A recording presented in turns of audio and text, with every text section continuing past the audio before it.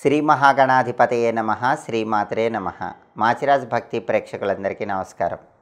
ఈనాటి దినఫలం కార్యక్రమంలో ముందుగా నేటి పంచాంగ వివరాలు పరిశీలిద్దాం.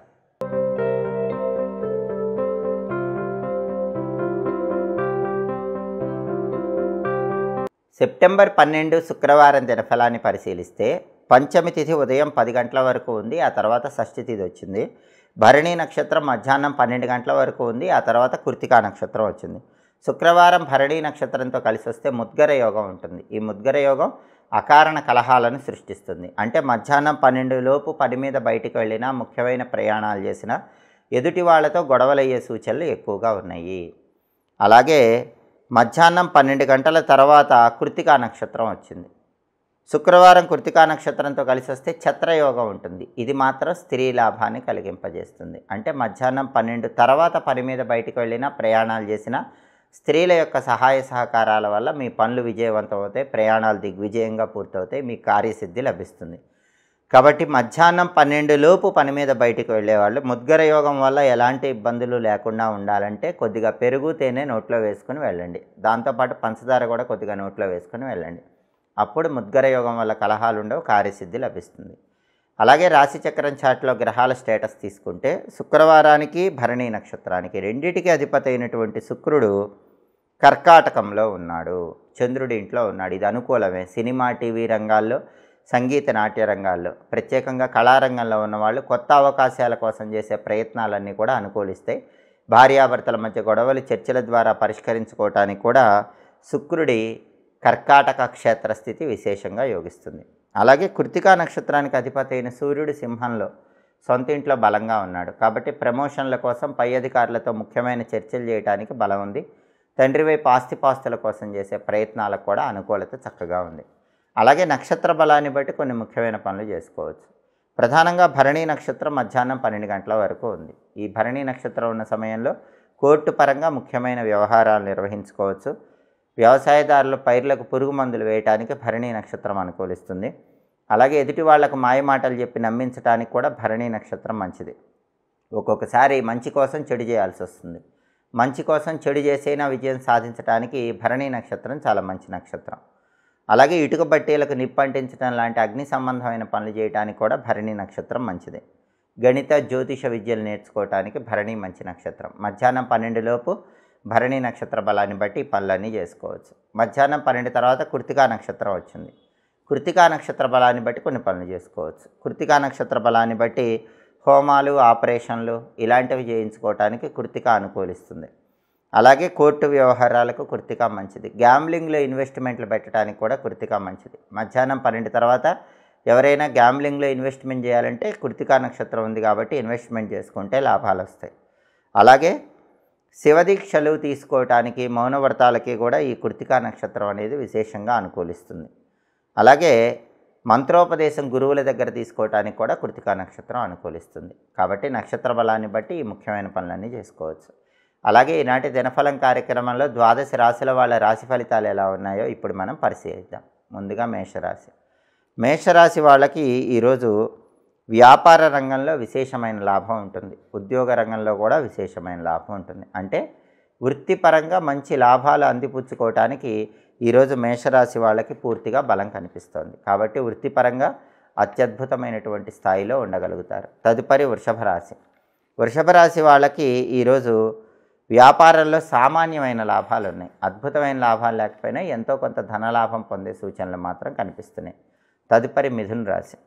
మిథున రాశి వాళ్ళకి ఈరోజు సంతానం వల్ల బాధలు ఉన్నాయి. పుత్రుల వల్ల కానీ, పుత్రికల వల్ల కానీ ఏదో ఒక సమస్యలు ఎదుర్కొంటారు. వాటిని తట్టుకొని ముందడుగు వేసే ప్రయత్నం చేయాలి. అలాగే వాహన యోగం ఉంది. బండి కానీ, కారు కానీ కొనుక్కోవటానికి చేసే ప్రయత్నాలు ఈరోజు మిథున రాశి వాళ్ళకి చాలా చక్కగా అనుకూలిస్తాయి.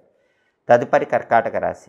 కర్కాటక రాశి వాళ్ళకి ఈరోజు వ్యాపార రంగంలో, ఉద్యోగ రంగంలో సామాన్యమైనటువంటి ధనలాభం కనిపిస్తోంది. ఉద్యోగమైన, వ్యాపారమైన ధనలాభం ఉంది కానీ అది సామాన్యంగా ఉంటుంది. వృత్తిపరంగా సామాన్యమైన ధనలాభాన్ని ఈరోజు కర్కాటక రాశి వాళ్ళు పొందుతారు. తదుపరి సింహరాశి. సింహరాశి వాళ్ళకి ఈరోజు ఉద్యోగులకు విశేషమైన ధనలాభం ఉంది. అంటే మీరు జాబ్ చేస్తున్నట్లయితే ఏదో ఒక విధంగా ధనం కలిసి వచ్చే సూచనలు ఎక్కువగా ఉన్నాయి. అలాగే ఆరోగ్యం బాగుంటుంది. సింహరాశి వాళ్ళు అనారోగ్య సమస్యల నుంచి బయటపడగలుగుతారు. ఆరోగ్య ప్రాప్తిని సిద్ధింపజేసుకోగలుగుతారు. తదుపరి కన్యారాశి. కన్యారాశి వాళ్ళకి ఈరోజు ప్రధానంగా వాహన యోగం ఉంది. బండి కానీ కారు కానీ కొనుక్కోవడానికి చేసే ప్రయత్నాలు చాలా చక్కగా అనుకూలిస్తాయి.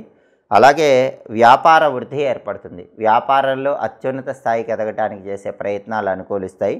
అయితే కోపాన్ని అదుపులో పెట్టుకోవాలి. కన్యారాశి వాళ్ళు ఈరోజు కోపం ఉంటే మాత్రం దానివల్ల సమస్యలు ఎదుర్కొంటారు. తదుపరి తులారాశి. తులారాశి వాళ్ళకి ఈరోజు శుభ కార్యక్రమాలు నిర్వహించడానికి కీలకమైన చర్చలు చేస్తూ ఉంటారు. ఆ చర్చల వల్ల మంచి లాభాలు పొందుతారు. చర్చలు అనుకూలం అవుతాయి. అలాగే శుభ కార్యక్రమాలు భవిష్యత్తులో నిర్వహించడానికి అవసరమైనటువంటి ధనం కోసం ప్రయత్నిస్తే ఆ ధనం కూడా లభించే సూచనలు ఎక్కువగా ఉన్నాయి. కాబట్టి శుభ కార్యక్రమ నిర్వహణకు సంబంధించి ఉన్నటువంటి ఆటంకాలన్నీ తులారాశి వాళ్ళు తొలగింపజేసుకుంటారు. తదుపరి వృశ్చిక రాశి. వృశ్చిక రాశి వాళ్ళకి ఈరోజు వృత్తిపరంగా విశేషమైన ధనలాభాలు కనిపిస్తున్నాయి. ఉద్యోగం కానీ వ్యాపారం కానీ ధనపరంగా మంచి లాభం పొందగలుగుతారు. ప్రతి పనిలో కూడా విజయం ఏర్పడుతుంది. అపజయం ఉండదు. కార్యసిద్ధి లభిస్తుంది. తదుపరి ధనుస్సు రాశి. ధనుస్సు రాశి వాళ్ళకి ఈరోజు వ్యాపారంలో కొన్ని సమస్యలు కనిపిస్తున్నాయి. కాబట్టి జాగ్రత్తగా వ్యాపారం చేసుకోవాలి. జాగ్రత్తగా వ్యాపారం చేసుకోవడంతో పాటుగా సమస్యలు వస్తే మాత్రం ఆ సమస్యల నుంచి బయటపడటానికి సమయస్ఫూర్తిని ఈరోజు ధనుస్సు రాశి వాళ్ళు ఉపయోగించాలి.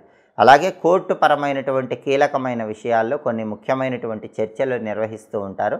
ఆ చర్చల పరంగా కూడా అంతిమంగా సానుకూల ఫలితాలు పొందగలుగుతారు. తదుపరి మకర రాశి. మకర రాశి వాళ్ళకి ఈరోజు ప్రధానంగా ప్రతి పనిలో సౌఖ్యం ఉంటుంది. ఏ పని ప్రారంభించినా కొద్దిగా ప్రయత్నిస్తేనే విజయం వరిస్తుంది. అలాగే అనాథ శరణాలయాలు, వృద్ధాశ్రమాలు ఇలాంటి వాటికి వెళ్ళి ఎంతో కొంత సహాయం చేయడానికి ఈరోజు అవకాశాలు ఎక్కువగా కనిపిస్తున్నాయి.